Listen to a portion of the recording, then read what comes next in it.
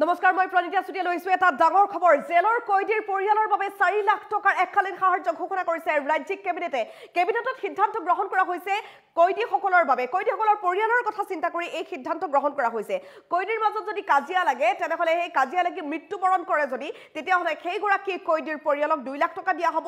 যদি কাৰাগাৰত কোনো কয়দীয়ে চৰম সিদ্ধান্ত লয় সেই গৰাকী কয়দীৰ পৰিয়ালক 3 লাখ টকা দিয়া হ'ব কাৰাগাৰৰ যদি কৰ্মচাৰীৰ অৱহেলাৰ বাবে কাৰোবাৰ মৃত্যু হয় যদি মেডিকেল টিমৰ অৱহেলাৰ বাবে কাৰোবাৰ মৃত্যু হয় সেই গৰাকী কয়দীৰ পৰিয়ালক দিয়া হ'ব 4 লাখ টকা এই বিশেষ সিদ্ধান্ত ৰাজ্যিক কেবিনেটে গ্ৰহণ কৰিছে সমান্তৰালকৈ কয়দীসকলৰ পৰিয়ালবৰ্গৰ কথা চিন্তা চৰ্চা কৰা হৈছে কয়দীসকলৰ পৰিয়ালটো কেনেকুৱা তেওঁলোকে কি কৰি খাব যদি একমাত্ৰ উপাৰ্জনকাৰী সেই কয়দী গৰাকী আছিল আৰু তাৰ পাছত যদি কোনোবা ঘৰত অকলশৰে আছে কণ শিশু আছে তেওঁলোকৰ বাবে কি কৰিব পৰা যাব সেই সন্দৰ্ভত চিন্তা কৰিছে বৰ্তমান ৰাজ্য চৰকাৰে ৰাজ্যিক কেবিনেটত শেহতীয়াকৈ এই সন্দৰ্ভত আলোচনা কৰা হৈছে আলোচনা কৰি সিদ্ধান্ত লৈছে যে কয়দীৰ পৰিয়ালক আপ টু 4 লাখ তেওঁলোকে এককালীন সাহায্য দিব যদি সেই কয়দীৰ মাজত কাজিয়া হৈছে আৰু কাৰোবাৰ এগৰাকীৰ মৃত্যু হ'ল সেই গৰাকী কয়দীৰ পৰিয়ালে 2 লাখ টকা পাব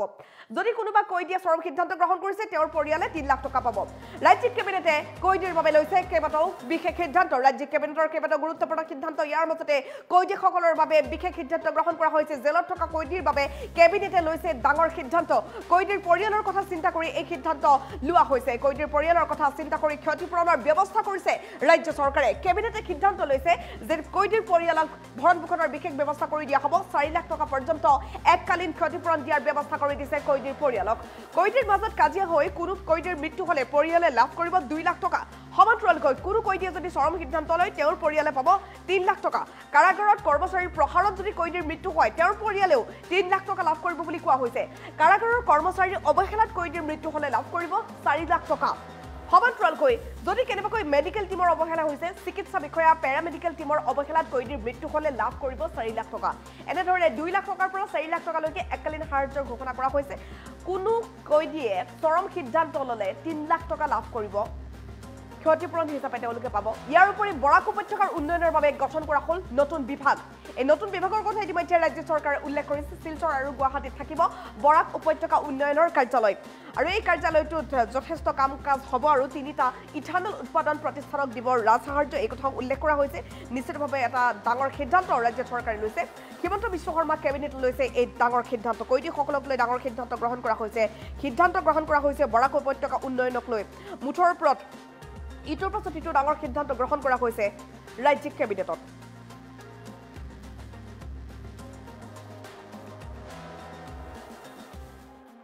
আমাৰ কাৰণে এটা সুখবৰ যে আমাৰ 4জনকৈ নতুন মন্ত্ৰীয়ে আজি তেখেতসকলৰ প্ৰথমখন কেবিনেটত অংশগ্ৰহণ কৰিছে আজিৰ কেবিনেটত আমি কেইবাটাও গুৰুত্বপূৰ্ণ সিদ্ধান্ত লৈছোঁ তাৰ ভিতৰত মুখ্য সিদ্ধান্তকেইটা আপোনালোকক জনাব বিচাৰিছোঁ যে আজি অসম কেবিনেটে অসমত এটা নতুন বিভাগ বৰাক ভেলী ডেভেলপমেণ্ট ডিপাৰ্টমেণ্ট নামেৰে এটা বিভাগ খোলাৰ কাৰণে অনুমোদন জনাইছে কাৰণ বৰাক ভেলী অঞ্চলৰ সামগ্ৰিক উন্নয়নৰ প্ৰতি লক্ষ্য ৰাখি বা বৰাক ভেলীৰ উন্নয়ন ক্ষিপ্ৰতৰ কৰাৰ স্বাৰ্থতে এই বৰাক ভেলী ডেভেলপমেণ্ট ডিপাৰ্টমেণ্ট আজি ক্ৰিয়েট কৰা হৈছে ইয়াৰ আগতে বড়োলেণ্ড ৱেলফেয়াৰ বা hills area development department area centric তেনেকুৱা 2টা ডিপাৰ্টমেণ্ট আছিল এতিয়া বৰাক ভেলী ডেভেলপমেণ্ট ডিপাৰ্টমেণ্ট এটা থাকিব যাৰ আমাৰ জানে যে আমাৰ শিলচৰত মিনি ছেক্ৰেটেৰিয়েট আছে গতিকে তাতো অফিচ বা গুৱাহাটীতো অফিচ থাকিব গতিকে সেই ধৰণে আমি বৰাক ভেলী ডেভেলপমেণ্ট ডিপাৰ্টমেণ্টটো কৰিব বিচাৰিছোঁ আপোনালোকে জানে যে আমাৰ অসম চৰকাৰে ইথানল পলিচিৰ জৰিয়তে বিভিন্ন ধৰণৰ উদ্যোগক যে ইথানল উৎপাদন কৰে তেনেকুৱা উদ্যোগক আমি বিভিন্ন ধৰণৰ ৰাজসাহায্য দি আছিলোঁ আৰু আজিৰ কেবিনেটে 3টা এনেকুৱা গ্ৰেইন বেছ ইথানল মেনুফেকচাৰিং ইউনিটলৈকে আমি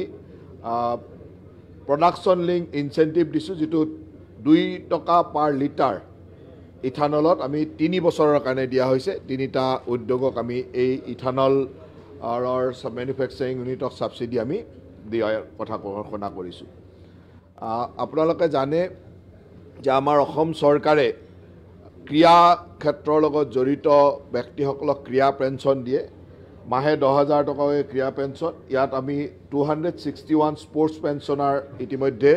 ক্ৰীড়া পেঞ্চনাৰ আছে আৰু তেওঁলোকে মাহে এই পইচাটো পাই থাকে আৰু 96 স্পৰ্টছ পাৰ্চন যিখিনি নেশ্যনেল গেমছ বা অন্যান্য তেনেকুৱা গেমছত এৱাৰ্ড পায় তেওঁলোকক আমি স্পৰ্টছ পেঞ্চন দিওঁ এই স্পৰ্টছ পেঞ্চন বা স্পৰ্টছ এৱাৰ্ডৰ ব্যৱস্থাটো চিলিং ফ্ৰী কৰি দিয়া হৈছে যাতে তেওঁলোকে সুন্দৰভাৱে পাই থকাত কোনো অসুবিধা নহয় এই গোটেই চিলিং ফ্ৰী কৰি দিয়া হৈছে আৰু এইটোৰ পৰা এই পেঞ্চনাৰসকলে যথেষ্ট সকাহ হ'ব আমাৰ অসম চৰকাৰৰ এটা আজি কেবিনেটে সিদ্ধান্ত লৈছে যে জেলৰ ভিতৰত থকা কয়দীসকলৰ আনইউজুৱেল ডেথ হ'লে তেওঁলোকক কম্পেনচেশ্যন বা তেওঁলোকৰ নিকট আত্মীয়ক যিটো আমি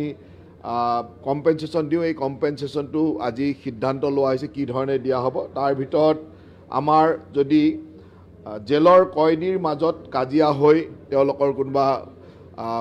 মৃত্যু হয় তেতিয়াহ'লে 2 লাখ টকা জেলৰ ষ্টাফৰ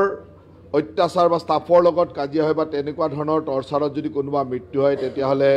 তেওঁলোকক 3 লাখ টকা প্ৰিজনাৰ ষ্টাফৰ ডিউটি নেগলিজেঞ্চৰ কাৰণে যদি কাৰোবাৰ মৃত্যু হয় তেতিয়াহ'লে তেওঁলোকক 4 লাখ টকা মেডিকেল অফিচাৰ বা পেৰামেডিকেলৰ কোনোবা ব্যক্তিৰ নেগলিজেঞ্চৰ কাৰণে যদি কোনোবা কয়দী সিদ্ধান্তটো লৈছে যে এই ধৰণৰ কম্পেনচেশ্যন দিয়াৰ